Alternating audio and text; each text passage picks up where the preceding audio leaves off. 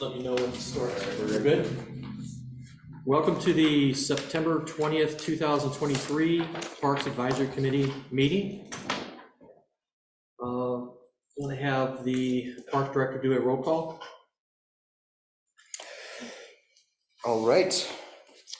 Carol Allen is running a little bit late. She texted me, so she'll be here in a few moments. Brenda Austin. Here. Jeff Hutchinson. Here. Zach Andrews. Here. Shelley Reynolds. Can you hear us, Shelley?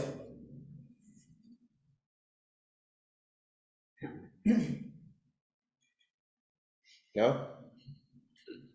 Well, she's here. I can see her, so right. I'll check on that in a minute. Victoria Rizzo. Here. Shirley Winters. Here. Robbie Cantrell. Here. Jim Hill. Here. And Michelle Craver. Here. All right, we have a quorum. I am Jonah Jacobson. I am here representing Troutdale staff. And with me is Nick from planning. I'll let him introduce himself. Hey, I'm one of the new planners. We decided parks and planning are often intertwined, so I'll be sitting on and probably having varying responsibilities depending on what kind of projects you guys are working on. So happy to work with you guys all going forward. Thank you. Thank you. Welcome. We're going to review and approve the August 16th meeting minutes. If everyone take a look, if you have any notes, any corrections we need to make.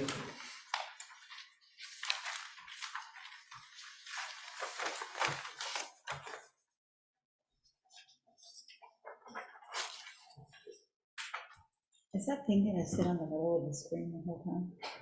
We can minimize it. Or maybe move it somewhere?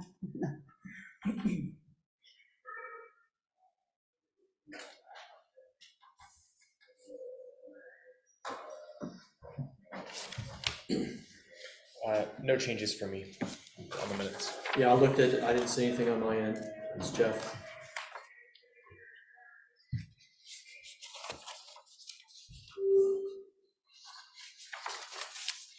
Can our remote attendees just confirm that you can hear us? I can hear you okay. It does fade in and out sometimes. Oh, I think you're muted, Shelley, just let you know. Can you hear me?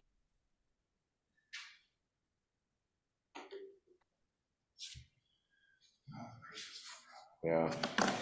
Okay, so you can hear us, but we can't hear you, it sounds like. There was a power outage in the building earlier this week, and some of this stuff got reset. So Jeremy was helping me with that earlier today. So we'll see if we can resolve that.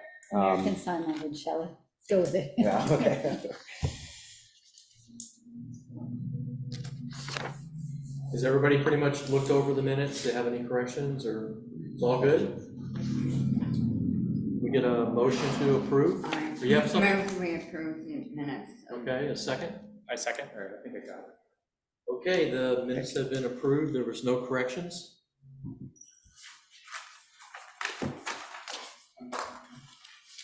We are on to communication from staff whenever you're ready.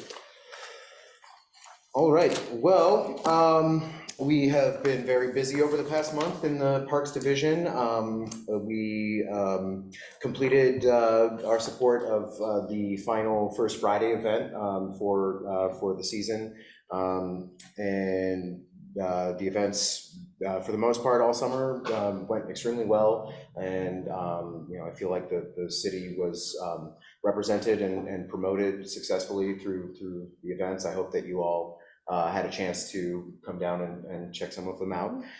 We have also been hard at work preparing the new dog park for its October 21st or 22nd grand opening. So that will be coming next month, and we're extremely excited to show you the newest addition to the Troutdale Parks up at Columbia Park.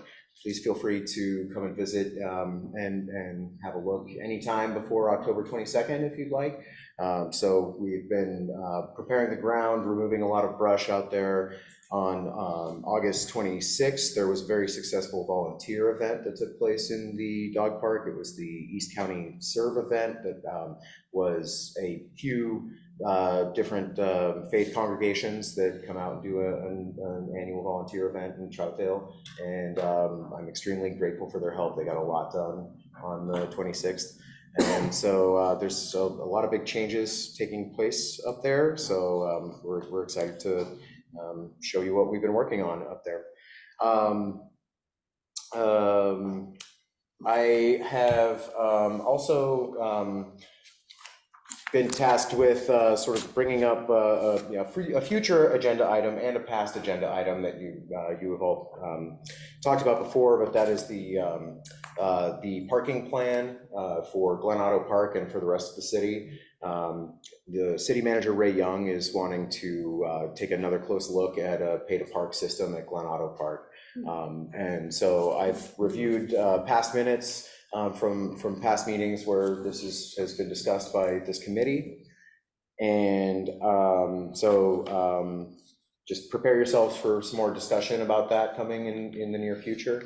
And just in my review of the minutes, I have seen a lot of concern about making sure that Glen Otto Park remains free for Troutdale residents to park at. And so I will continue to work with you to address that concern as we hone in on a solution for the parking issue at Glen Otto, particularly, well, primarily in the summer between Memorial Day and Labor Day is peak usage in the park.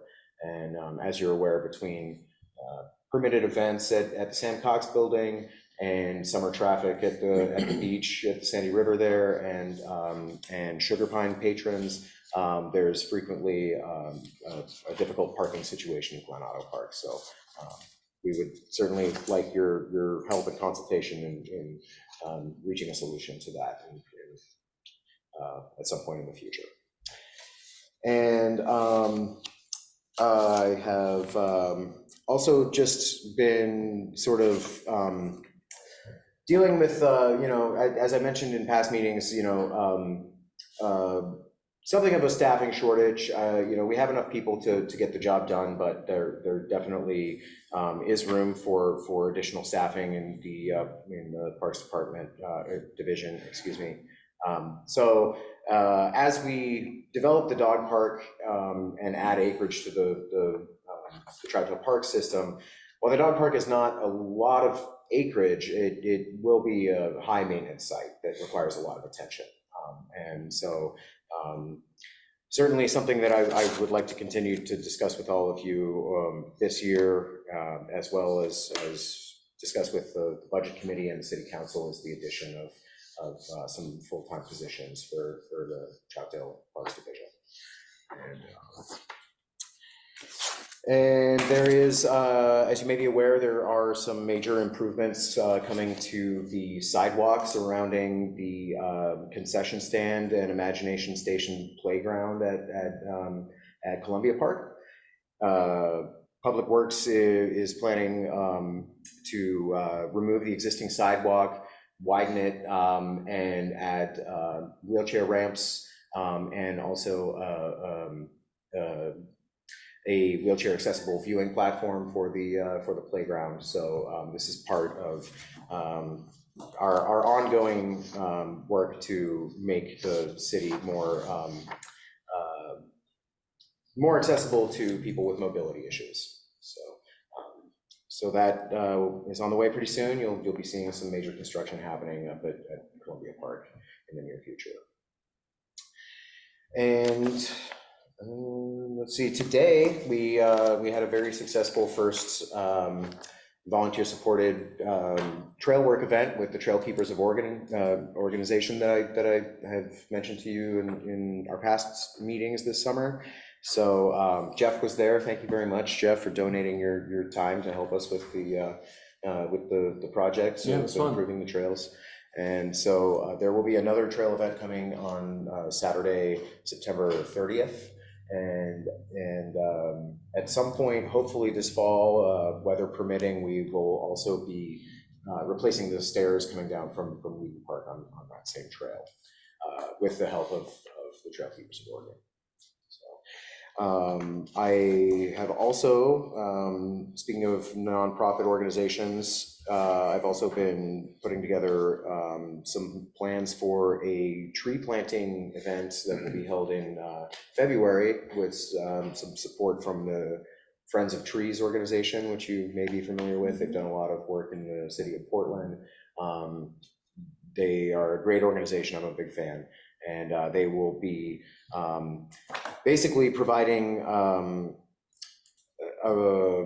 somewhere between 20 to 40 trees at very low cost to Troutdale residents who apply to receive a tree on their website. There will be a day in February where people can collect their trees from a location here in Troutdale. I think it's likely going to be at the parks office up on 18th Way. And so if that's something that you're interested in, I certainly have more information to give you about that event.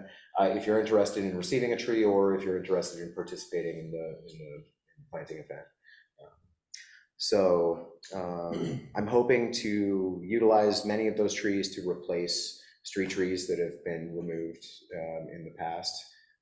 So I will be using a list of removal sites and addresses from about the past 5 years to do some public outreach about that event as we get closer to the event. So. Can I ask you something about the trees themselves? Certainly. Okay, this is Sherry Winters, if it matters. So some of the trees in the past, problems in the boulevard strip have been trees that are not designed to be in a boulevard strip that yet were still planted even by the city. Mm-hmm. Are we making sure that those trees that we're looking into are ones that don't throw up a sidewalk after so many years? Or? Excellent question. Yes, we absolutely are, and I'm actually in the process of crafting a street tree manual for the city of Troutdale. Our current list of approved trees does not include trees sorted by the planting strip width and suggested species. So we plan on working with the Friends of Trees organization in the process of crafting that manual, and absolutely, this is something that I've expressed to them as we talk about the replanting event and replanting of trees in general along the planting strips on our streets. But yes, we are paying close attention to not end up with the same sidewalk uplift issues 20 years down the road that we are working to repair right now. Right. So thank you for asking. That's an excellent question. That's it? Yes, yeah, Okay. I believe so. We are going to have public comment now. I just have. Oh, I'm sorry. Chair, sorry. So, quick question on that, Jonah. I definitely want some more information on that tree planting event. That'd be awesome to participate in. Okay. And I think actually, I can think of a couple businesses that would be interested in potentially helping out as well, volunteering hours and stuff. Dog park, I know we talked about Marley having something kind of potentially planned for a grand opening as far as working with us on that. Do you have any updates from her on that, or is she going to get in touch with us about anything? I do. I think she's having a pretty busy week. I invited her to attend the meeting this week, but I met with Marley and Kimberly about the dog park grand opening event this Monday, and that is the event that I believe we currently have scheduled for October 22nd. They were kind of talking about the 21st or the 22nd, but I believe it's leading towards the 22nd. So their plans as far as that event goes are to basically, they have contacted the Humane Society and are hoping that they will have a tent and a booth there to do an adoption event. So if people are interested in pet adoption, there will be some pet profiles there. I don't think that they're actually going to bring the dogs and cats out to the park for the day, but they will have some pet profiles that people can look at, and hopefully some pets will find some homes as a result of that.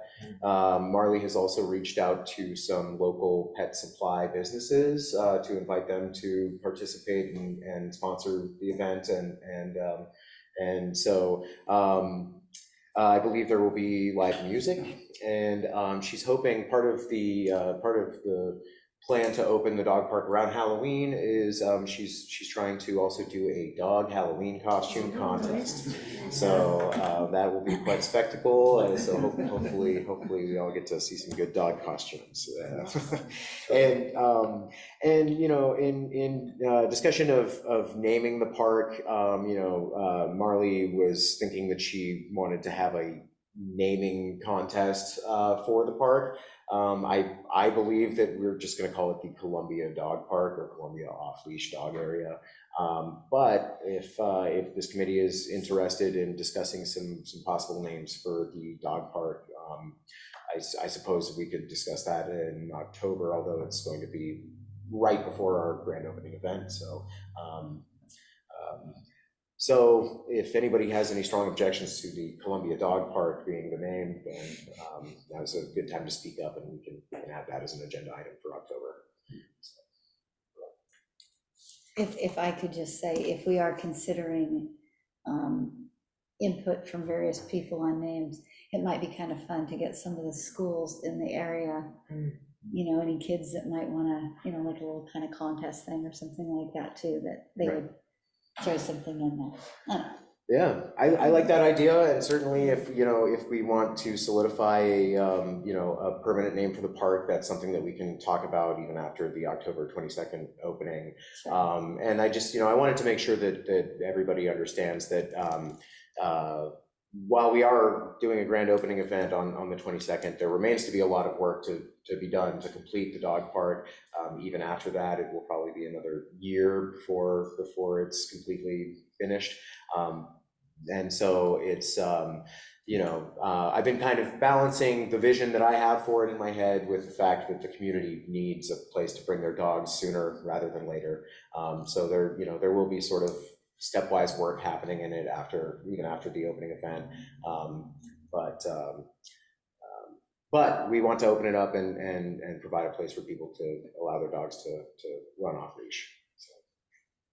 And when I say that, I think of the tie-in, you know, the contest maybe, but also that tie-in to that we've talked about before, that we might get kids or the next generation to really be committed to keeping the park clean, you know, that kind of stuff. And we can buy and get a next generation buying into a little of that. That'd be great. So. Yeah, I agree. I like that idea a lot. And speaking of that next generation getting involved in this project and others, I suppose, as well. But I will be receiving in a few weeks. I will be receiving some help from the Multnomah Youth Corps workers who work here in Troutdale. Are you all familiar with that organization? They're some kids who struggle in school a little bit, and so this program basically does some kind of vocational on-the-job training, sort of preparing them to enter the workforce, and while helping them to finish high school, essentially. So, is that other than Springdale Job Corps, or is that part of that? I believe it's a separate organization. Okay. I do have another question, sorry, just real quick. Regarding the budget portion of that, is there any way that we can, do we just give public comment to help promote that with city council? Because I know when we're talking about the Parks Master Plan, your staffing level wasn't even where it was like 2020, like pre-COVID at that point, and we're, like you said, adding on. So is there, what all needs to be done, I guess, on our end to help you get to that spot?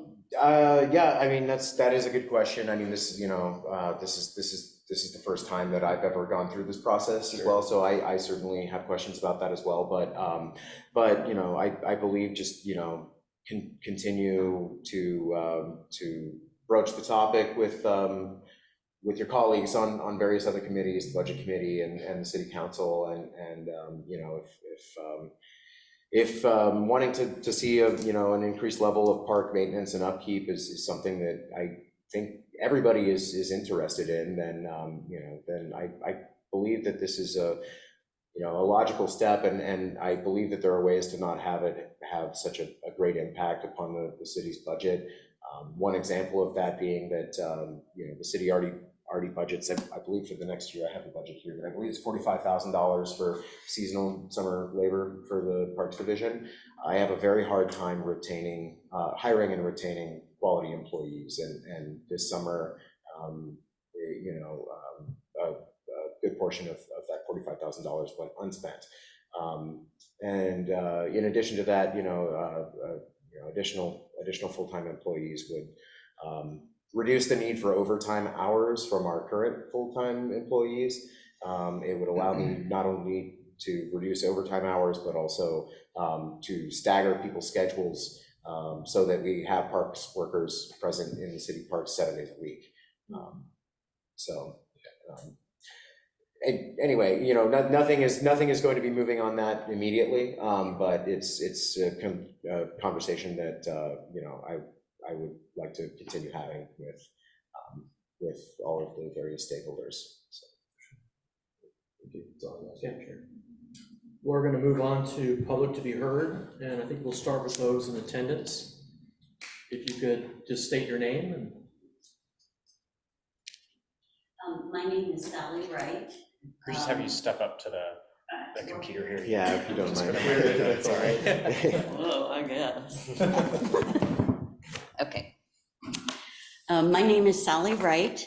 I am the president of the Cherry Ridge Owners Association, and that is the development that is directly north of the dog park. We are a little bit late to this process, and that's one of my questions. My questions are real specific to the dog park. Is that fine? Yes, Okay. certainly. Okay. Are you going to have curfew hours? And if you do, are you going to lock up the gates, or have you thought about that process?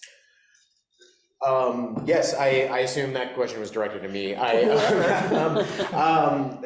Yes, as it stands right now, we are still in the process of crafting the rules for the dog park that will be posted at all entrances to the dog park. But as it stands right now, the dog park will only be open during regular Columbia Park hours. Okay. And So longer during the summer, shorter exactly. winters, okay. Exactly. And so as far as locking the gates every night goes, I don't believe that we weren't planning on doing that. We don't lock the gates to Columbia Park proper every night. I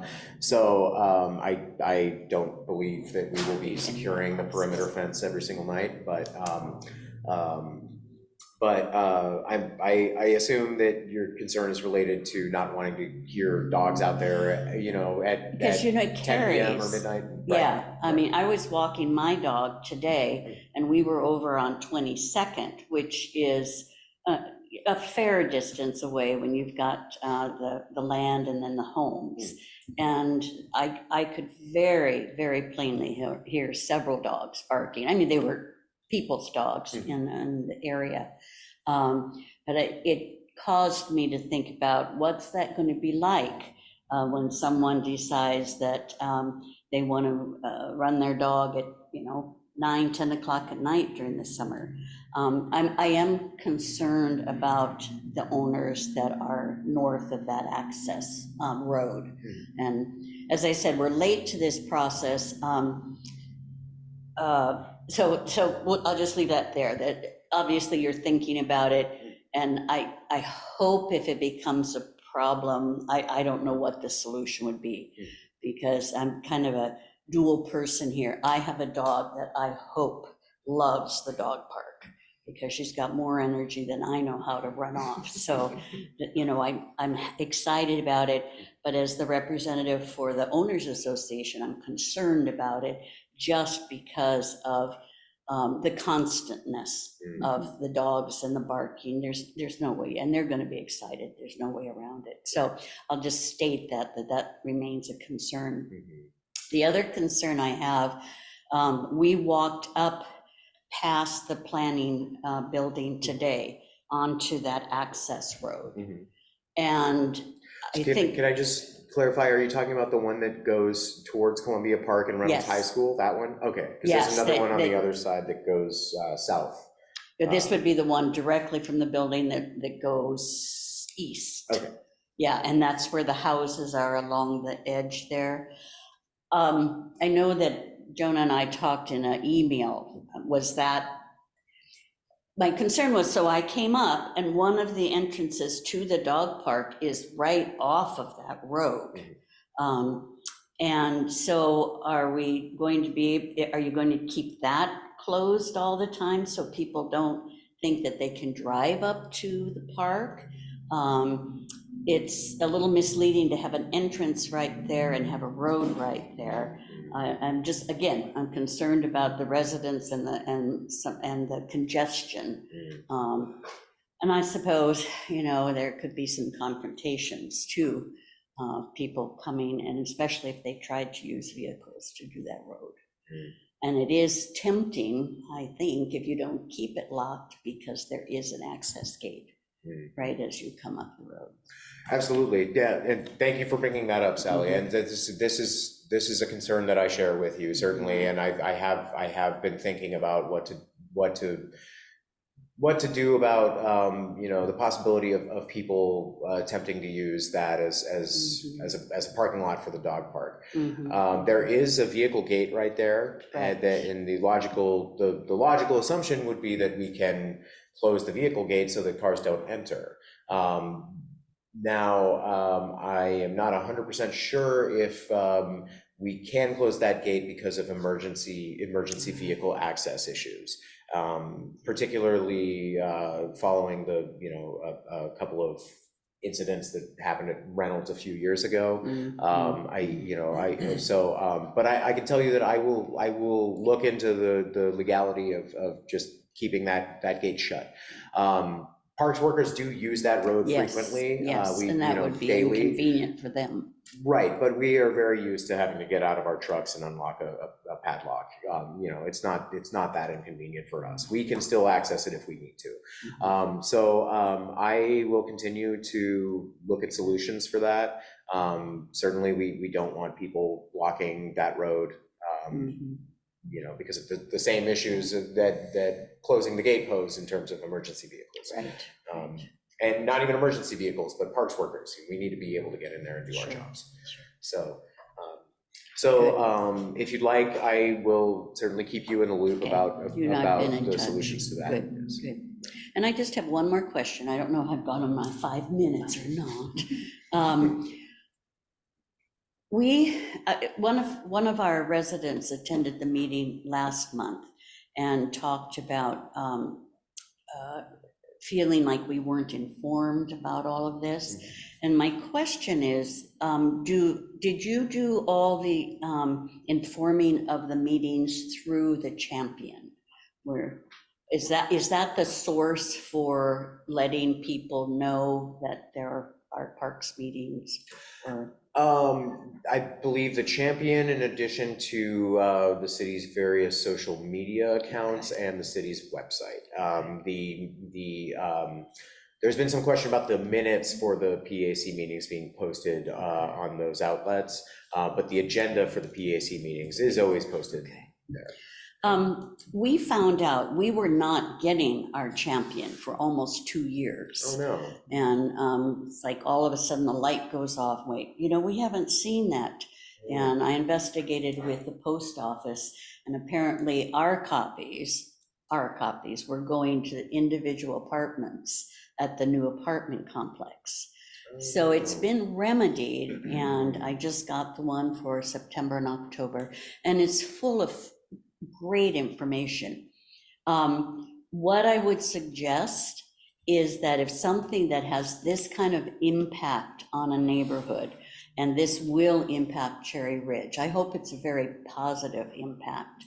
But if it's something that's going to impact a neighborhood this much, that there be some communication directly with that neighborhood. Maybe postcards, we're going to be considering this. Or even a website. I don't know how many people read the Champion. I send out newsletters several times a year, and I swear they don't read them, but we try. But that would just be a suggestion. If there's a real impact on a neighborhood or an area, that you might just have, maybe think about spending that extra money to inform them. Absolutely, yeah, and while I certainly agree with you, this is something that the member of your homeowners association did not only address with this committee, but also with City Manager Ray Young in an email. Yes. And so the city is certainly aware of your desire for an increased level of information dispersal about this, or similar issues in the future. I believe that I believe what Mr. Young's response to that is that given that there was a certain amount of distance between the actual park location and that it doesn't immediately abut anybody's property or any members of the public's property, that it wasn't quite in the same category as something, say, like disruption to mandatory services like water or electricity. Exactly, I remember that email. Right. Yeah. So, but that being said, we certainly hear you that this is an issue that your neighborhood is paying close attention to and feels that will impact you. And so we will definitely make an effort to do more outreach of that kind in the future. So. And if you do need a test dog, I do have one. Okay. Come on over while the park is not officially open. I know. You're welcome to come and Well, we have test it out. snuck over there on the weekend. That's totally okay. I found out I can let her off leash and she will come back. And that's very, very reassuring. Good, So good. as I say, I'm personally very excited about it for the city. I mean, we really do need it. There's not any place we really can let them go. So thank you. And Thank you, Sal. Thank you, Sally. We have any, okay, thank you.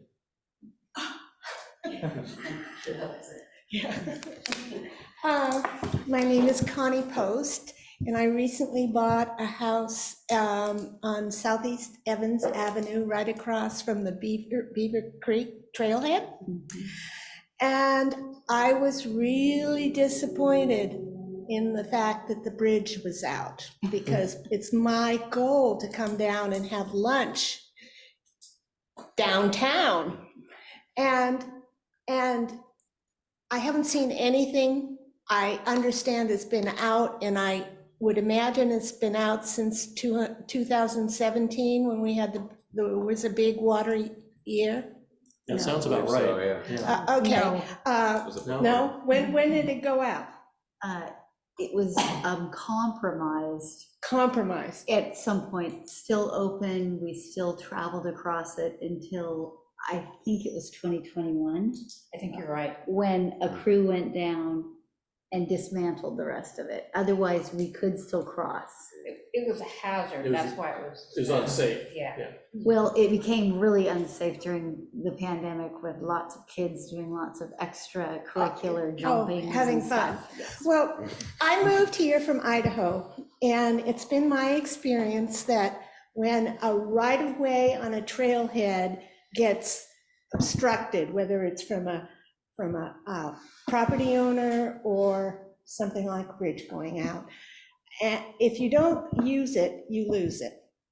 And it was one of the main reasons I bought a house in Troutdale. So I just want to know what's going on with the repair of this bridge. It's a hot topic here. Yeah. I tried to get into it from down below, and there's a very unfriendly sign saying, "We don't want you coming in." Now, I realize it's a homeless problem, and that's something we've all got to deal with one way or another as a society. And it shouldn't make us stick in our backyards. We should be able to get out within our community. So this is Robbie. I'll just give you the real quick cliff notes of the status. So there was a proposed bridge plan back in the late 2010s, 2015 to 2017, 18. Since then, the price has quadrupled, skyrocketed to where it's no longer feasible to just immediately do it. From what I understand, the materials have to be airlifted in by helicopter and the bridge placed there, which is exuberant Right. amounts of money. There also needs to be geological surveys that are in process of being done. Crossing a waterway, I understand. So it is in progress. I think every single person, every single face that you see here is an advocate for that bridge being built. And we are asking Jonah there about 10 questions a week about it getting done. It's the main reason I joined this committee. So it is being followed through. It's just there's not too much that we can do about it at this moment, but it is in progress and it is being investigated. Okay, I understand, but I'm just going to be a squeaky wheel about it. So are we. Good. Yeah. Yeah, we're squeaking wheels. So are we. A thank you for- squeaky wheel. Keep on squeaking, yeah. Because it's a beautiful canyon that you walk down into, and you're just getting going at the oohs and ahs on the beautiful first stand cedars, and you are immediately in the heart of the Northwest, greenery. Now, you don't get that in Idaho. Idaho is basically a desert. You need to go north of Idaho. And this is just a way of, getting out in nature for the whole community.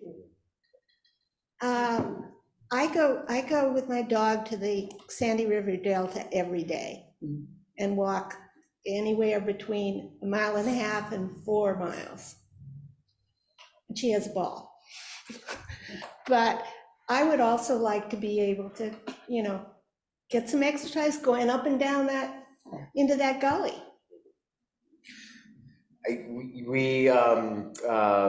We definitely feel the same way. I believe Robbie's right when he says everybody in this room wants to see that bridge replaced. And believe me that. What about a suspension bridge? Have you looked at that? I personally have not. There is a engineer in the Department of Public Works who is working on this project. There's a few sort of special considerations in this case that make it particularly challenging. As Robbie mentioned, one being the logistics. Ballooned cost of it related to the logistics. The longer you wait, the more expensive it's going to be. Certainly, but at the same time, if we were to just throw a bridge in there for $100,000 that could get washed out by the next flood or burned up in a fire, then we'll be looking at this same issue all over Well, again. if it gets burned up in the fire, nobody's going to want to go down there. Right. Well, not for a while anyway. But at the same time, Not in our lifetime. Right. The city's main concern for this bridge is public safety. And so that is why, Robbie mentioned the geotechnical analysis that is going to be conducted here pretty soon. And thank you for mentioning this again. I am due for another meeting with Scott over at Public Works Engineering to discuss the status of that. So if you'd like to check in about that in the October meeting, then we can certainly add that to the agenda. So, but rest assured that we have not forgotten about the bridge. Okay. And that we are all working hard to see that bridge replaced. It's just, at last check, the price tag had gone from around $300,000 to around 1.2 million. And the city's not comfortable spending $1.2 million on that. Yeah, I understand. So, But while the pace may be slow for progress on it, rest assured that nobody's forgotten about it, and that we are all working to see the same goal realized. okay. On a note about the dog park, we had a dog park in our community, and we had poop fairies that came around and patrolled it and cleaned up the poop that didn't get cleaned up. And they actually dressed as little fairies. And drove a vehicle that said on it, "Poop Fairy." Right. Well, there's the job for the kids, I think, right there. Yeah, the next generation. So thank you for your time. Thank you. Thank you so much. And Connie, keep on squeaking. Yeah. I will. I will. All right. I'll be brief. Thank you, Adrian Kester, Troutdale resident. My main purpose in coming tonight was to kind of see the end result of all of the various discussions around the dog ordinances, because I know there's been a lot of back and forth on that. Ultimately coming around to what sounds like a please people, be respectful and intelligent dog owners. Along those same lines, I see a lot of issues with people using public multi-use trails, but not really being good, respectful trail users, particularly with the advent of e-bikes. Now, I fully acknowledge and welcome the idea that these devices are getting more people out and more people out into the world, but they're also unleashing a lot of people who are not used to bike etiquette, either on the trails or on the roads.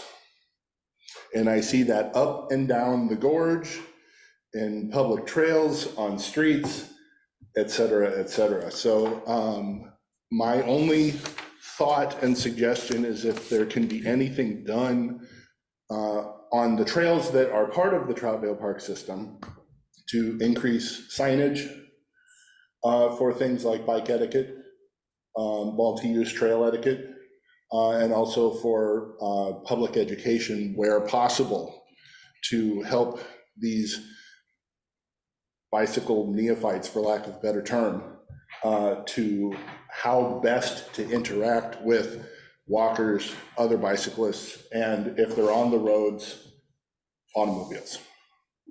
Thank you. Thank you. Thank you, Adrian. Yep. Yeah, and I'll just share because this, not to continue the communication from staff too much longer, but I know that this committee, somebody in this committee in the past few months expressed concern about, in particular, the Sunrise Park walking trails. I have observed people using electric vehicles on those trails. I've stopped people using electric vehicles on those trails. It's always an argument about, I'm just riding a skateboard, I'm just riding a bike. No, you're riding a motorized vehicle that goes 40 miles an hour. And so I have observed that myself. I've heard reports recently of somebody riding a dirt bike in the Hampton Ravine, a gas-powered dirt bike in the Hampton Ravine. And so, you know, we can certainly post more signage with the city ordinance related to the use of motorized vehicles in city parks. You know, and do our best to bolster the enforcement aspect of this, but it certainly is a safety concern, and I expressed that to the gentleman that I stopped in Sunrise Park recently.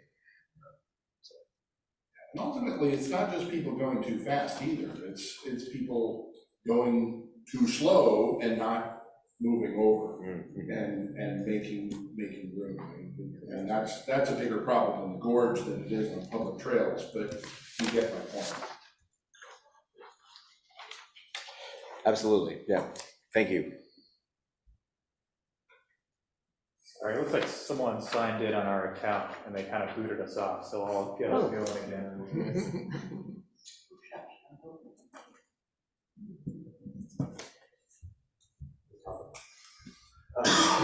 This is Jeff. Adrian, I go to Sunrise Park quite often. You need a password for And those electric bikes, when they're coming up behind you, you can't hear them. Well, yeah. And they whiz past you, it's like, wow, you need a signal or anything.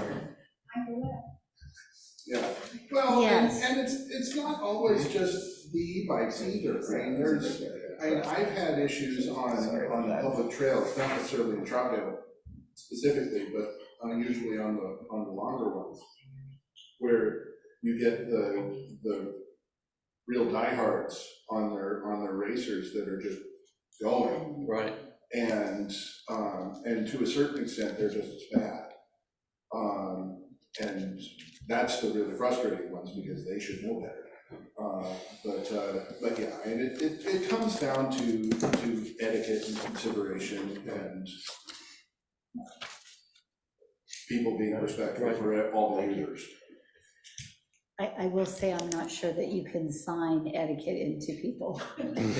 Right, they don't obey the posted speed signs either where they're driving, so. Well, true, but it's, much like we're planning on like 257 thing, flashing speed reminders, Maybe that's it. telling people to slow down, it can't hurt.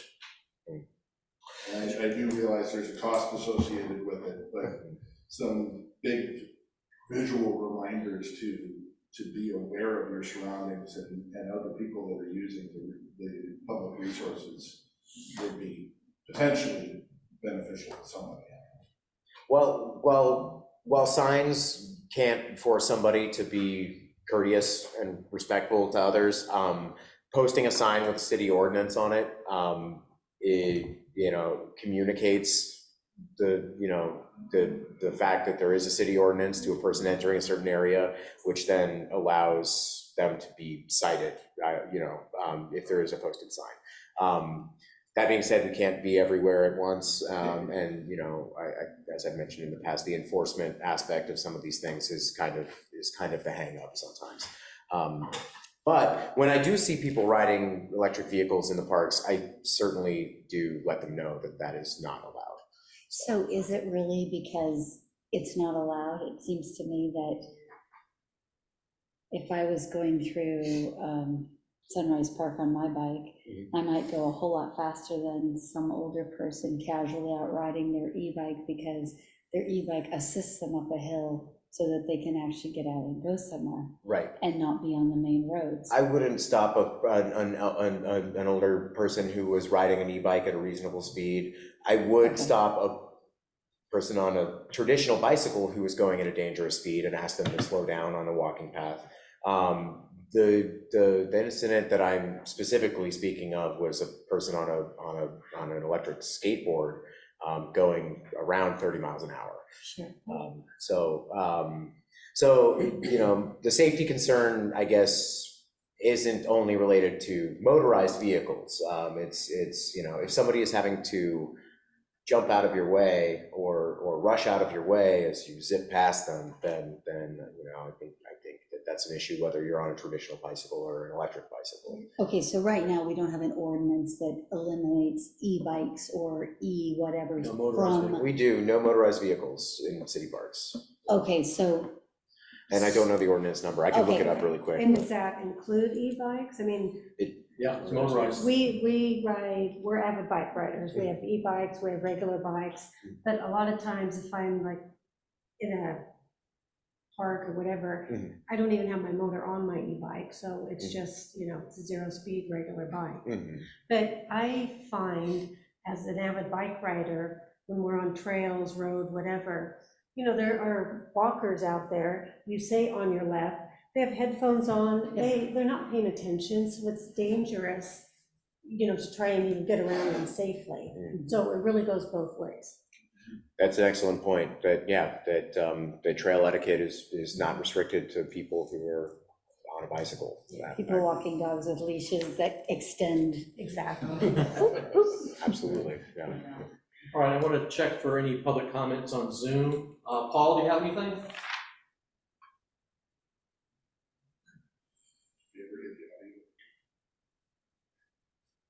Paul, can you hear us?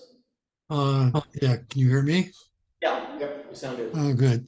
I was just curious, we haven't heard anything or seen anything on today's agenda about the schedule of the skate park. Oh, skate park? Joe, you want to take that? I have no news to report on the skate park. There is no movement happening on the skate park currently. I can pull out the budget here. There is a budget line item in the current fiscal year budget for the skate park. That being said, that I primarily been focused on the dog park recently, so I have no news to report on the skate park. Nothing has changed on the skate park in recent months, so. Okay, thank you. Shelley, we haven't heard from you at all, anything? Nope, I'm good. Okay. Just listening. Okay, I think that's everybody there. Yeah. All right, we're gonna move on to the final review of the, final review of the dogs draft ordinance before making the final recommendations to city council. So did everybody get a copy of the ordinance with the red lines? Do you have one over there for me? I didn't have it.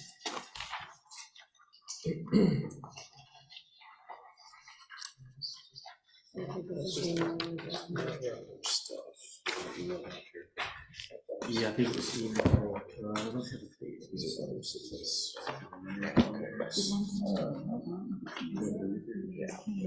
Yeah, is that what you guys emailed earlier You this emailed. week? Earlier in the month, I Yeah. believe, Oh. Yeah, unfortunately, I don't have a date on this when I printed it. But just email, not printed for me. I don't have a print copy Okay. with me, I'm so sorry. I can, I don't know if there's much I can do with that right now, It's but. in an email for August 16th. Yes, it's just, my eyes aren't as good, and staring at my phone doesn't sound like a good time. If you'd like a copy to look at as we discuss it, I can pull one up on my laptop and just let you look at it, if that works. You could do that for me, and I could do it that way, it'd be If you'd bigger. like, yeah. I might be able to see it. I was wondering if you could find the date of that email. I think some of the people here can pull that up. Oh, okay. August 16th. Thank you. Okay. Thanks, Robbie. Yes, and this is Robbie. I have no changes or anything to add to the red line version.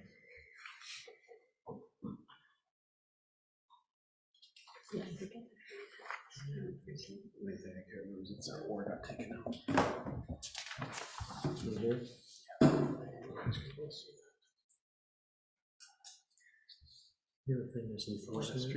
This is enforcement right here. This should be down here, right? Oh, this, I guess that's. Here's a different one. You get excluded and you come back. So that's what, this should be down here. This is, I guess, this is saying specifically seizure of property, whereas this is authority to eject and exclude specifically, so I guess it's like subsections of the same. Except the red line, this is not red line. Well, you can't seize the dog. It says right here, shall not have the authority to seize the dog. So what other thing would you seize if there's a violation of a dog ordinance? Oh. I can share it to the Zoom screen if that will help everybody who's Sure, that'd be great. remote.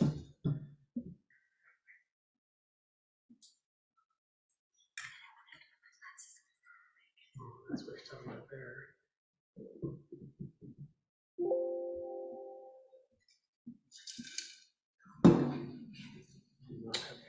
Oh, well, I'm not running Zoom off of my computer, so I would have to email it over there so we could share it off of there, or I can log into the Zoom chat on my computer. Can you join, and then I can give you. Yeah, let's do that here.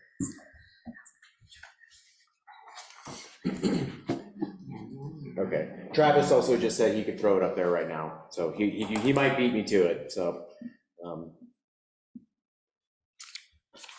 We'll see, it's a race, Travis.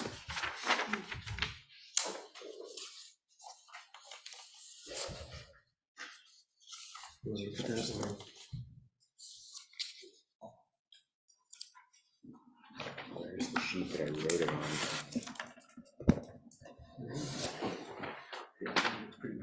Yeah. Or can't you ever have that? I don't think so. Travis threw it up there already. He's faster than me. So.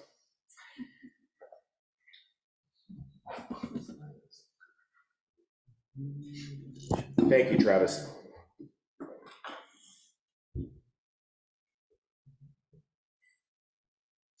Ready?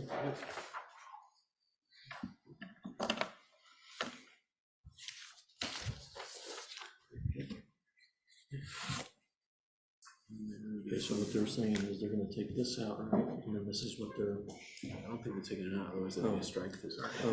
Did you all- The word. Oh, is everybody reading? Sorry. Ordinance and violations. Let you go. Or,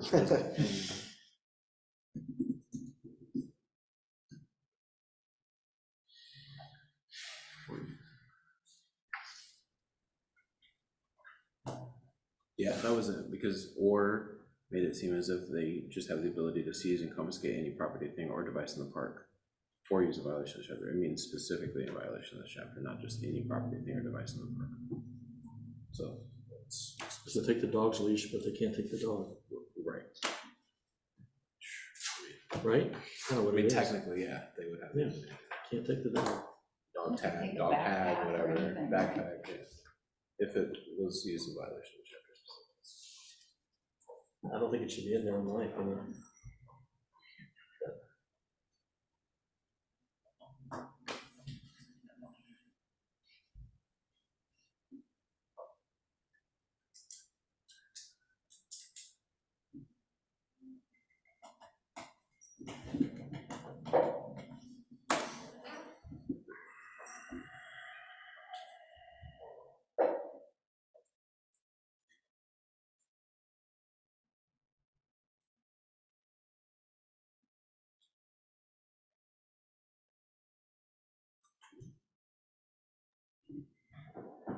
While y'all are reading, just let me know if you'd like me to scroll to any particular part of the draft ordinance so folks can see it.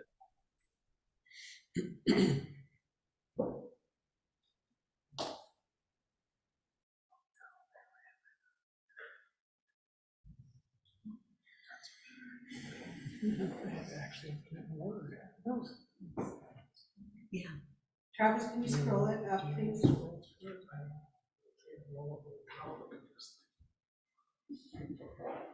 Is there any particular section you'd like me to just kind of gradually scroll through? I think gradually scroll through.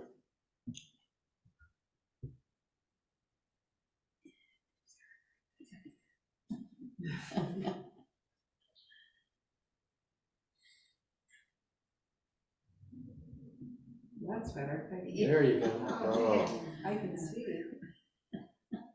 Too big. Minimize this. There we go.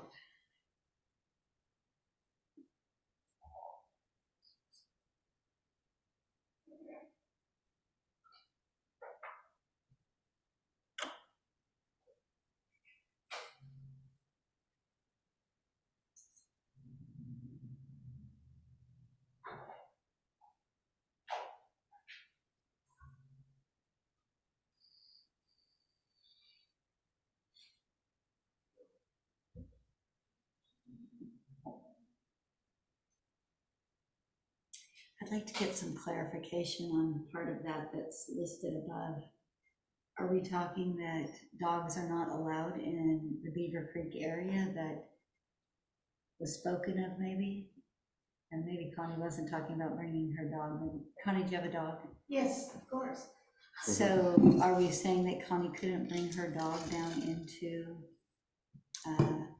the Beaver Creek area because the river is so close? that is my suggestion, yeah, I mean, unfortunately, yeah, for Connie, but also for, you know, many other people. I mean, it's not just Connie's dog that we're talking about here, it's hundreds and hundreds of dogs in the city of Troutdale, and because Beaver Creek is an ecologically sensitive area and a very important watershed that actually produces, I recently found this out, but Little Beaver Creek produces 5 to 6% of the entire coho salmon run for the Sandy River watershed.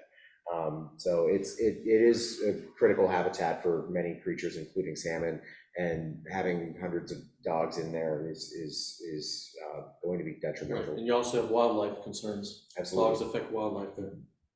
I would only say because You for also the, have poop bags at the entrance there. Do you realize that? I do realize that. So mixed message. Right, you're basically saying you can bring your dog because here's a poop bag. Right. And for the 20+ years that I've taken my sister's dog down into that area and seen other dogs, it's happened. And we still have so much salmon life and stuff like I that. don't know about that. Well, I don't believe it's changed in the time Really? in that going down there and what I've seen. I would tell you that what you suffered from is motorcycles down in there and homeless people living down in there first. Okay, well, I can do a little bit of research on and, you know, some numbers I related to that. personally have a problem with that part myself, so. I can speak from the Evans Avenue side. I live right next door to the trail, my house and then the trail. Yeah. And I don't see that many dogs going down there.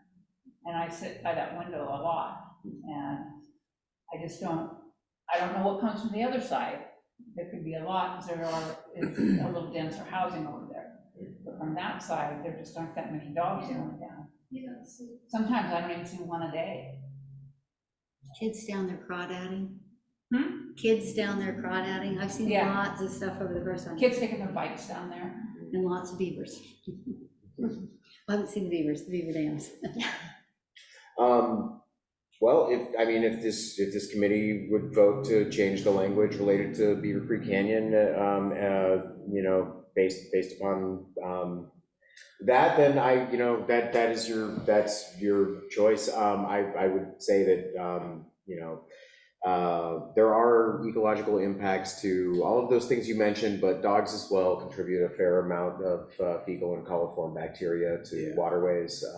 It's you know, it's something that is fairly well researched, as well as the decline of salmon populations, not just from that source, but over the last 20 years in the Pacific Northwest, is also something that's well documented. This is Zach. I would hesitate to take that out since it does apply to more than just like the Beaver Creek Canyon. I mean, this is basically a kind of general guideline for high water line, river, stream, other surface water body, unless otherwise posted. So keeping that in mind, it does apply to other areas that are similar. We could always, basically think of this as like a framework going forward too, right? This isn't like meant necessarily to be like a super specific each and every individual place, as we kind of pointed out with like Glen Otto and things of that sort, but this does give us the ability to make those changes, and it creates that structure for us to do so going forward. But this also protects, I mean, obviously ecological, you know, research and surveys have gone into this kind of decision. You know, you have Travis putting this together, has done a lot of research on it. When it comes down to protecting that, I would say that's pretty important, and it's something we can always revisit later and change posting on if need be. But I would not want to take that out for fear of it affecting the general guideline for, you know, our water and ecological systems. This is Jim. Several other points give the director latitude. And I wonder if just adding a latitude statement in that D line, saying the following areas within parks, or something with the director having the ability to rescind any of these for specific areas. Because I think you're right, we could go to any of the parks and have arguments about each, and we've done that with Glen Otto, but we've given the director, you know, some latitude in other areas. I agree with that. Thank you, Jim.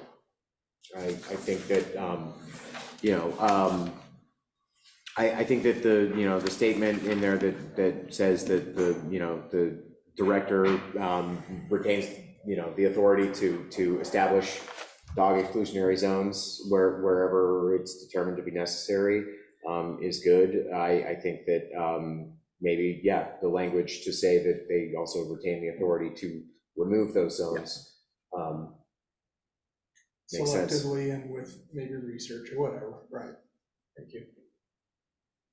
If I may, Mr. Chairman and Jonah, one of the reasons that Beaver Creek particularly has always had restrictions on it is because Beaver Creek is listed by EPA and DQ for bacteria. So we have an NPDES small municipal stormwater system permit through the state that we are required to have. And part of our stormwater management plan to address bacteria in Beaver Creek is that we say we will keep dogs away from, we will prohibit dogs in the Beaver Creek Greenway. So it's part of our stormwater permit compliance that we are obligated to the state to do.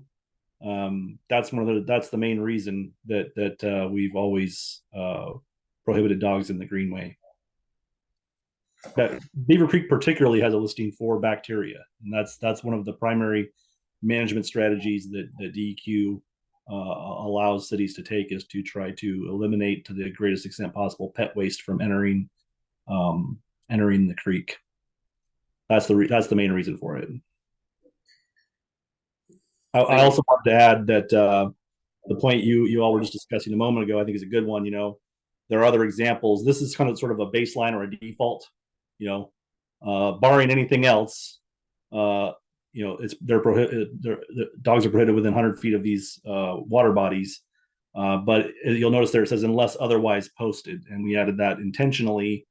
In fact, I was really thinking about the thing that first got me thinking about that was really Sunrise Park, where we have the ponds there, or the pond, and that would be a surface water body, and we certainly know that people want to get within 100 feet of that. The trails are within 100 feet of that.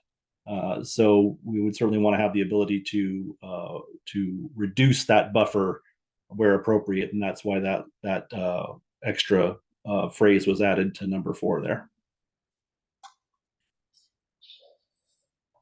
Thank you, Travis. Thank you.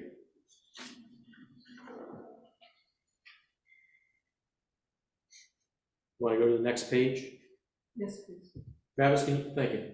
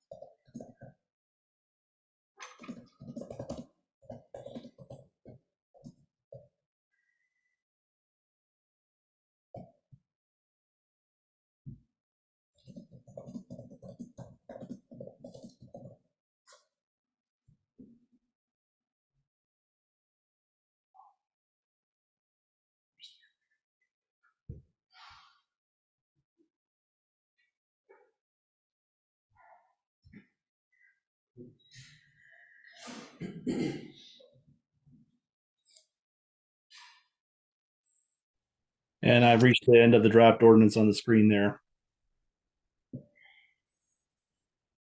Everybody done? Yes. Yeah, we're all done, Travis. Thanks, Charles.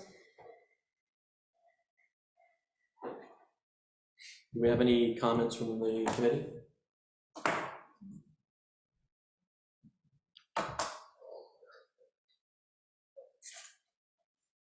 Shelley, you have any comments?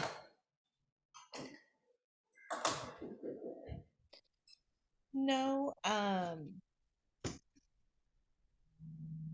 can somebody tell me who the current director is? That would be Travis Holton, Director of Public Works. Thank you. I wasn't sure which director they were talking about, but other than that, no, I think it reads fine. Okay, thanks, Shelley. Paul, do you have any comments?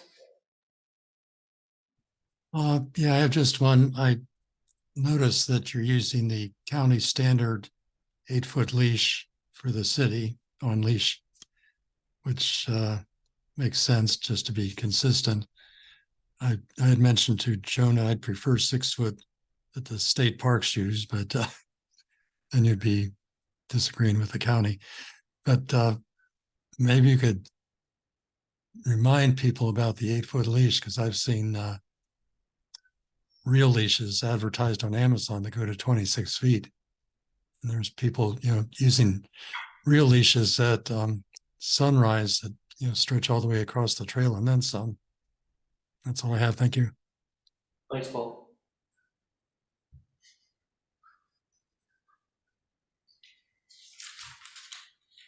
Does everybody feel comfortable with the way this is scripted? This is Robbie, yes. Sherry? No, You don't feel comfortable? no, I don't. Okay, you did want to, I think I sort of alluded to the parts that I'm not comfortable with. So, the fact that dogs are going to maybe not be allowed in Beaver Creek Canyon? yeah, that type of thing. I worry about sort of the relinquishment of it. I feel like also we might be making a recommendation, and if we expect public comment first, and maybe we don't. Well, he was just mentioning that there's, Travis, you can maybe explain that again, but there's a requirement to not have domestic animals down there, right? For the bacteria issue? That's correct. Yeah, we under our current stormwater permit, which there's a stormwater permit that covers the whole city that we are required to have by the state.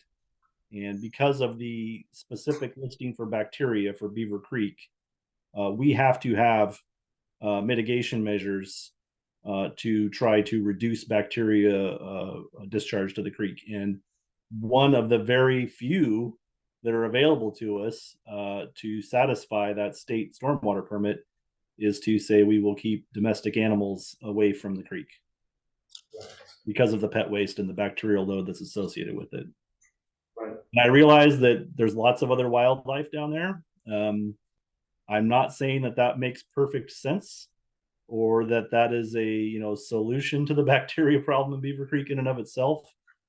But what I am saying is that we are required to have an MS4 permit as a small phase 2 stormwater system, and that is one of the few things that we can put into our stormwater management plan to satisfy DEQ and EPA. So I'm not sure that we have a choice in that.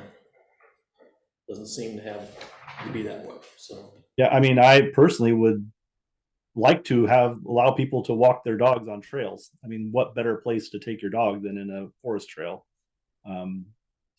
It's just the nature of Beaver Creek and its particular bacteria problem, leads us to really have to put that management strategy forward. Oh, sorry. Now, as it was pointed out, we have given ourselves a back door to reduce these buffers lower than what's in the ordinance. And, it may be that changes, or that the next time we have our permit renewal, we have some alternative to get out from under that. And then that, if that were the case, then I would be happy to reduce that buffer. If the PAC were supportive of it as a group. I mean, I did hear a couple folks, indicate obviously there's concerns about disturbance to wildlife and things like that as well down there, besides the bacteria issue. So if the PAC as a whole were supportive of that, and if we were able to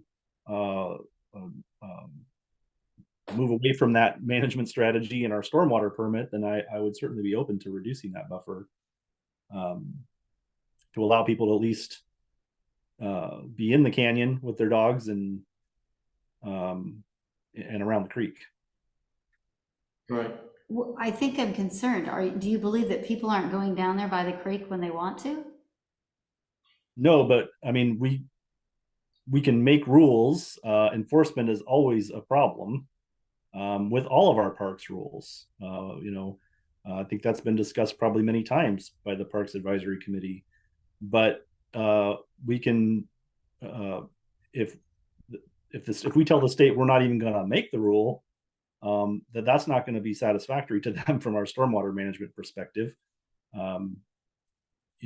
We can have the ordinance and enforce it when we have the opportunity, and that's enough to satisfy the state. But we can't obviously guarantee that we can enforce every parks rule 24/7. A lot of it we're relying on the honor system and people, at least the majority of people complying with the rules that we post and that are either enshrined in the ordinance or posted as parks rules otherwise. How long has this thing been in place that you're talking about? Many, many years, since the inception of our MS4 permit, I think, which was in the 2000s. So why do you have sewer lines or big pipes running down in there anyway? Well, those predated the MS4 permit, and that is not one of the concerns that DEQ has unless we have a spill. Oh, because one of those pipes smells terrible. Well, yeah, I mean, there's gases that do escape from some of the manholes, but that's not the same thing as releasing sewage into the creek.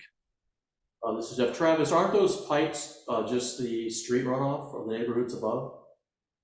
Well, there is, there is a sewer line that runs down into the lower end of the canyon. It's the Sandy Palisades Interceptor, which comes down the side of the canyon and then runs out through Jackson Park Road and crosses Beaver Creek at Jackson Park Road. That was built in, I want to say, the late 80s or early 90s.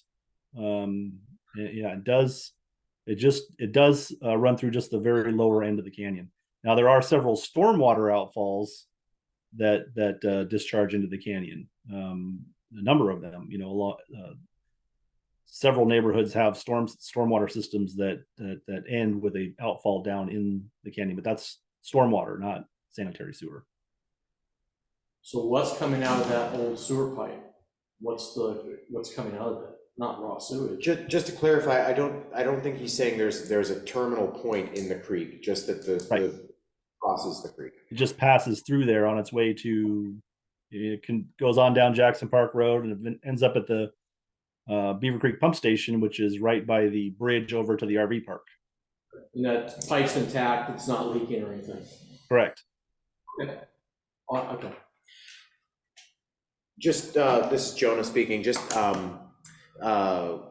in relation to the stormwater drains that do run into Beaver Creek Canyon, this is, some of what's upstream from some of those stormwater drains almost certainly is at least some amount of Troutdale Park's acreage.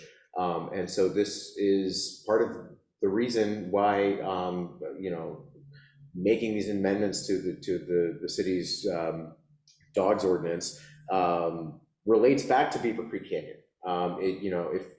If people are being more responsible in picking up their dog waste in the city parks in general, that's less storm runoff with that same dog waste that is an issue in Beaver Creek in terms of our stormwater permit. So this is yet another reason why this ordinance has far-reaching implications that are important to the residents of this city. Yeah, I mean, I don't want to thank you for saying that, Jonah. I mean, it's just another opportunity for us to remind people that when you're talking about water, everything's connected. There is no isolation of water really. Everything's connected, and we have other parts of our MS4 permit where we're trying to address things all over the city in various respects. Many of those subdivisions along Beaver Creek were built in a time when stormwater quality was not really well understood or addressed. So many of those neighborhoods currently have stormwater systems that flow untreated to the creek, which is an issue the city has to address over time by retrofitting those systems. And that's something that's a long-term proposition, you know. It's funny that we're talking about this. I was just at a stormwater symposium today talking about these issues. And it's a big lift for us and many others. All of our stormwater systems that were built, you know, prior to the 2000s, essentially, are for the most part untreated to the creek, and it's something we need to remind folks of often, because a lot of people don't realize that whatever goes into that catch basin on your street goes to the creek, and it does so untreated at present. But that's a problem that myself and my successors will be working on for some time. Yeah, this is Jeff. I'll just mention that that line number 4, within 100 feet of the ordinary high water line of a river, stream, or other surface water body, and then at the end it says unless otherwise posted.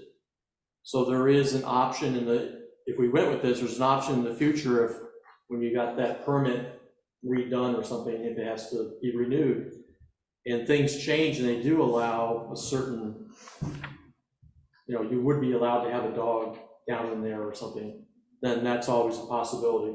So this doesn't rule out in the future.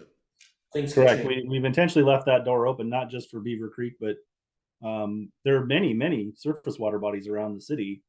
And, you know, while we're drafting a dogs and parks ordinance, we're probably not going to think of every single one that might come up. Sunrise Park was an obvious example to me, but I'm sure there will be others where we will want to have some flexibility on this. And that's what that additional phrase was intended to provide. In the case of Beaver Creek, if that prohibition were to be removed from our stormwater permit, then working with the PAC, we could reduce that buffer to 50 feet or 25 feet or 0 feet, whatever folks felt was appropriate. Right. Do we have any other? We would have to post it as such. We would have to put up signs saying, you know. Right.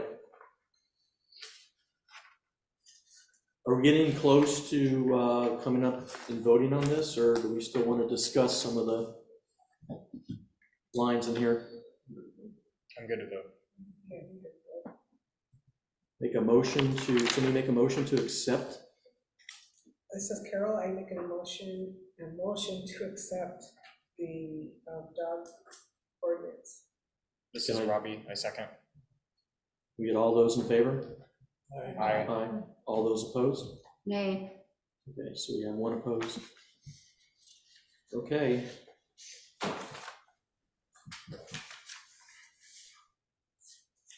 Let's see. Sorry, Jeff.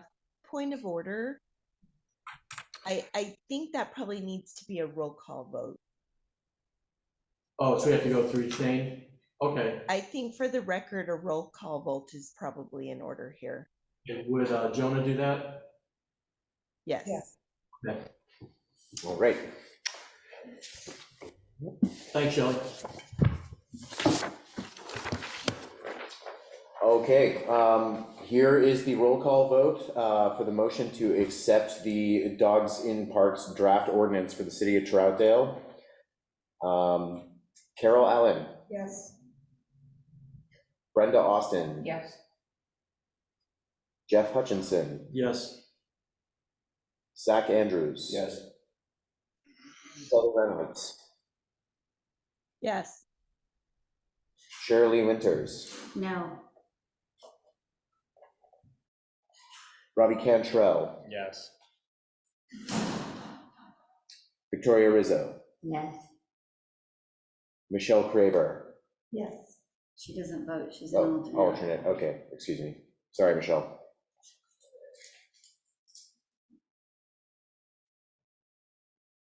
The motion is accepted. Jim Hill votes yes. Oh, I'm sorry, Jim. Excuse me, I'm so sorry, It's Jim. okay. For the record.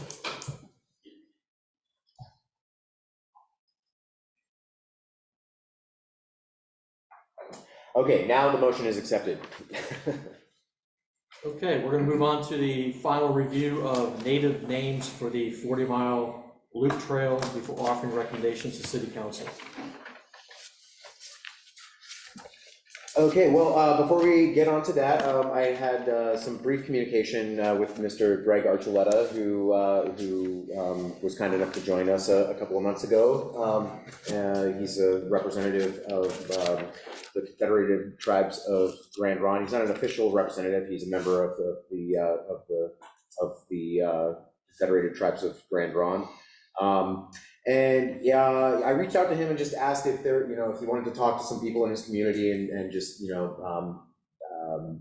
inquire if there were any other names, potential names for this stretch of the 40-mile loop trail that he and his community feel would be more appropriate than ones that we had already discussed, or if there was, something that they would like to see on a sign representing this area.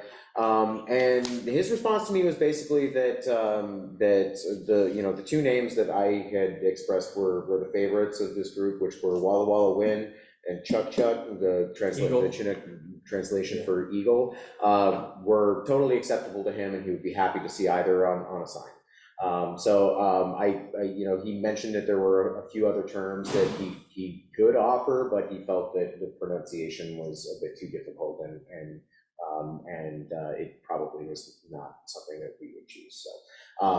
So that being said, he said those two names were completely acceptable, and he wanted to thank all of you for the opportunity to participate in this process. So that being said, unless you would like to hear the full list of names that were presented in the past, again, I would say that we're probably looking at voting on either Walla Walla Win or Chuck Chuck. We just want to go down the line. Yeah, is this something we should do a roll call vote for as well? I mean, it's it's two, so yeah, I guess we can't really, unless I'm gonna write what We to just say. do straw poll. We just go one by one and see what they want and see what the majority is, and then we could vote on it. Okay, sounds good to me. You want to do that? Sure thing, yep. I'm gonna start this time with Jim. I'll vote yes on either one. You vote yes on either? Yeah, Okay. you can say that. You're neutral. Thank you.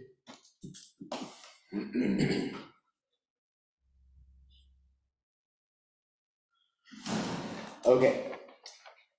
Robbie Cantrell. I vote for the Walla Walla Win.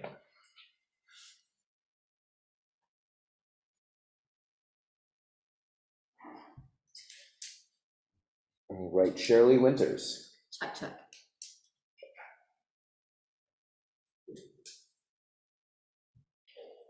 Zach Andrews. I also vote for Chuck Chuck. I think it's a little bit more unique.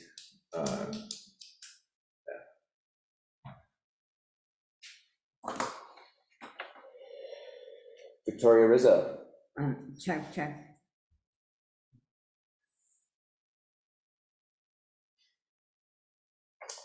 All right.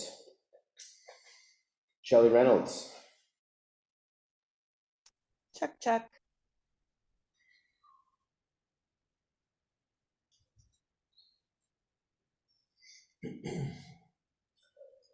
All right, Jeff Hutchinson.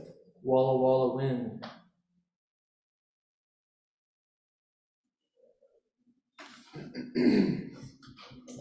And Brenda Austin. Walla Walla Win. Carol Allen. Chuck Chuck. Oh, I think we might have a tie. All right, Jim. Let's see, we have, Gotta choose. it's Chuck Chuck. By one? By 2, actually, yes. I would have voted for that. This is Robbie. I'd like the record to reflect that I don't have a dislike for Chuck Chuck. I just voted for all of them, but I like Chuck Chuck. I like so I I'm like not- Wynn, it's just Walla Walla feels like Washington. I thought of Walla Walla onion rings. Is that also? That's a wash. All right. Well, They're good, don't, you know. The next trail. And Jonah, could you just restate the spelling of Chuck Chuck? Yes,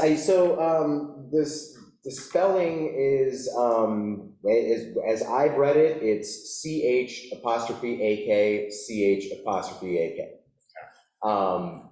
That being said, I think it's kind of a phonetic spelling, being that they're, I don't believe that the Chinook people had a written language. They'll quote me on that, but I believe that this, it's being written in Roman characters, right? But it's It's phonetics. Exactly, it's Right. phonetic, yeah, so.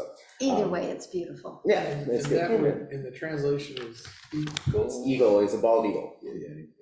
Jonah, is there a time frame when the signs will be put up, or is this just the beginning stages? This is the beginning stages, and so now I believe that this will now go over to the city council, and then we will officially have a name for Troutdale's section of the 40 mile. City council has to like it. They have to like it as well. Yeah. But it came at the recommendation of the the native people that we consulted with, and so I don't see a reason why they would want to change it, but who knows? They're going to do whatever they do with it. So. And then Jonah, are you the one that's presenting it to the council? Who presents this to the council? I believe I will be. I probably will be. Yes. So I can be. I can request to be. Do you know when? So. Do you know what meeting you'll be doing? I don't. I know. It's as you can imagine, it's not on the agenda for their next meeting because we're not done talking about it yet. But I will keep you all informed as to when they will be discussing it. This is Zach. I propose a motion to accept the name Chuck Chuck Trail for our portion of the 40 mile loop and forwarding it to city council. This is Robbie. I second. Okay, it's approved. Chuck Chuck. All in favor? Aye. All opposed? All right, we have it. All right. Thank you all very much. Thank you for all of your very well thought out and insightful comments in the process of discussing both of these issues. I really appreciate all of your feedback, and thank you for participating in this process. We're going to move on to committee concerns and initiatives, future agenda items, and closing comments. We'll start with Victoria. You're good? Carol? Nothing. Shelley?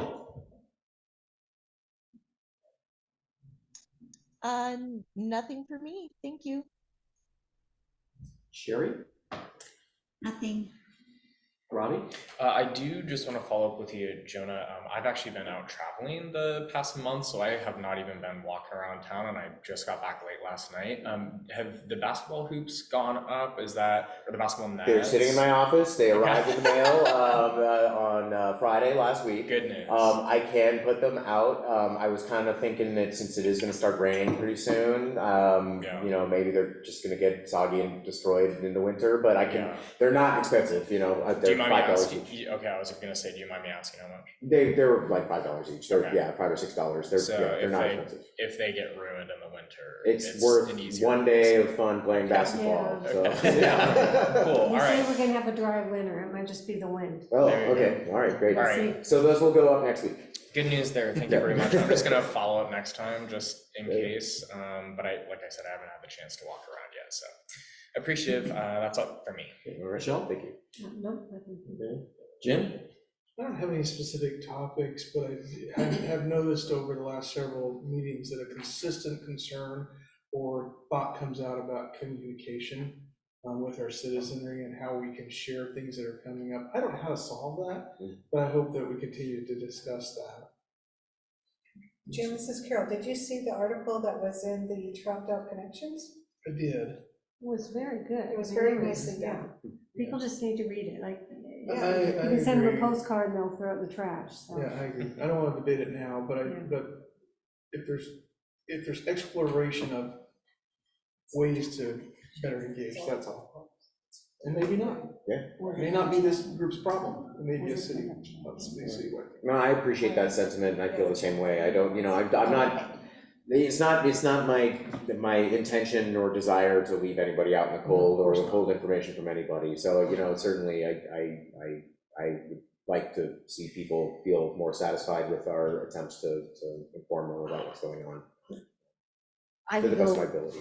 I like what you're saying, and I would go back to that, and it's not necessarily about this, but I think overall, because even on public safety, if people are calling the city manager about stuff, I kind of wish the city manager would direct those people back to the committees to give feedback to the committees, so the committees hear what they're saying too. Mm-hmm. So in all stuff, like if we can, and there might be other ways, lots of different ways to, yeah, I don't know, get information out there. No. Brendan? No, I don't have anything. Zach? I would like to add the agenda item for whenever our next meeting is for just the Beaver Creek Bridge update, given your meeting with the engineering. I know it's kind of a long shot, but again, we all are pushing for it, so be good just to be kept in the loop. And then I did have an interesting lead. Sorry to interrupt. I did have an interesting lead and something that I want to follow up more about, just with Susan Shen, who we worked with today in Beaver Creek Canyon with the Trail Keepers of Oregon, who told me about a bridge. I believe I mentioned this bridge in a past meeting this summer, but she was telling me about a prefabricated bridge that was, I believe, made of aluminum and fiberglass or something that was pretty affordable and light enough to be carried in sections by 3 or 4 people down a trail. So she helped install this bridge at Silver Falls State Park in Silverton. And so I definitely want to follow up with her about the company that produced that bridge and reach out to them and just get some more information about their products. So cool. Because it's possible that may be a cheaper alternative, and it just in terms of materials, there's still the logistical hurdles. Yeah. Requirements. Right. I think Travis has something to add. Oh yeah, Travis. Yeah, I can offer a little bit more of an update on the bridge that's currently going through an alternatives analysis that was commenced after the price of the original design seemed to be getting out of reach. That final report is due from the consulting firm at the end of this month. So I think by next Parks Advisory Committee meeting, we'll have some more information to share with you. Hopefully it's good news and they've identified some more affordable alternatives that will meet all of the necessary criteria. That remains to be seen, but we expect to have that answer here in the very near future. Awesome. Thanks, Travis. Okay, I have just one question, I guess, to Jonah. Being that the dog park's opening in October, next month, have you guys put together a rule sign? Travis and I have worked on a draft of the rules. We have not put together a sign yet, but we are working on what will be posted on the signage. And if I could just pass these out real quick. This is from the Portland Parks, City of Portland Parks. They have a number of dog parks there. And I looked, and all the parks have a map of the park and the hours, but what's the same with every single park is the rules. The rules are exactly the same. So I'm gonna just hand these out, and I tried to get the contrast as best I could so you can read it. And just have this group take a look at these, and I think this is kind of a good guideline for what we could have here. Yeah, and actually, Jeff, I will say that I Borrowed, I was influenced heavily by the Portland City Parks. Okay, you saw that. Dog park rules, yes, Okay. yes, sir.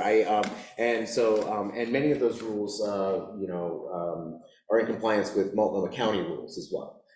So it's, it's not just the city of Portland, it's the county that. One of the things that I saw here that I think is important is to display tags showing proof of current license and rabies vaccination.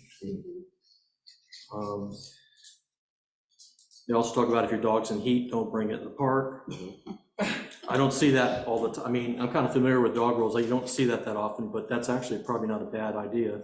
That's a good way to start fights, definitely. And they talk about don't bring any more than 3 dogs to the off leash at any time, because you're not gonna be able to manage, 4, 5, 6 dogs probably. Right.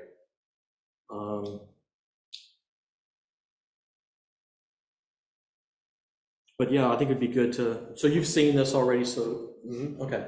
I just Absolutely. wanted the committee members to take a look at it too. It's kind of seems to be for this area, seems to be the accepted rules for a dog park. Yep. Yeah, one thing that they had on here is, just saying keep an eye on small children in the dog park, and actually Travis had an excellent suggestion, which is just don't bring small children to the dog park. Yeah. I like that. I like that change personally. I think that it,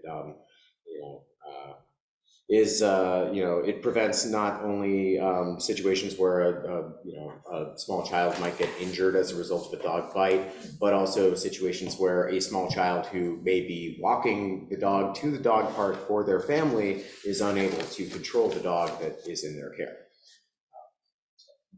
I'm surprised to say they're open till midnight. Yeah, that's really? That's a my bit question. excessive for a dog. They must have lighting there. I was gonna say, if they don't have lighting, and that's kind of scary. Yeah. Our dog park will not be open at midnight. No. No. During the summer, they close them from 10 to 6 Midday. during the day. Yeah, Midday so they're closed. during the day, they can't have them. But that's just for this area, because this might be in an area that's not near a residential neighborhood, so they can do that. Interesting. It may also have something to do with recreation activities that are taking place where there are small children present. Thanks for bringing that, Jeff. Yeah. That's interesting. So the next thing is, do we want to hold or cancel next month's meeting? October 18th. Hearing that we're going to get information probably on the Beaver Creek Bridge, I'd say it's worthwhile to have a meeting. Everybody's good with the meeting next month? Okay, we will have our October 18th meeting. And John, is there any way to update the cards so people know that Jeff is the chair and not chair? Yes, yeah, definitely. And as I was going through this PAC motion voting record, I noticed this needs to be updated as well. There's just some names on here that shouldn't be, and yeah, so yes, we will change the cards and the rest of the paperwork for next meeting. So. One other thing too, we were talking about getting copies distributed for the official Parks Master Plan as well. Yes, and I would love to see that as well. And I inquired about that with the city recorder, and so I think we're still waiting on a final approved version right now. But the version that you all saw that went to city council that was approved will essentially be the final version with the removal of any language related to camping and Glen Auto Park. We have any final public comments? No? Paul, you have any comments before we adjourn?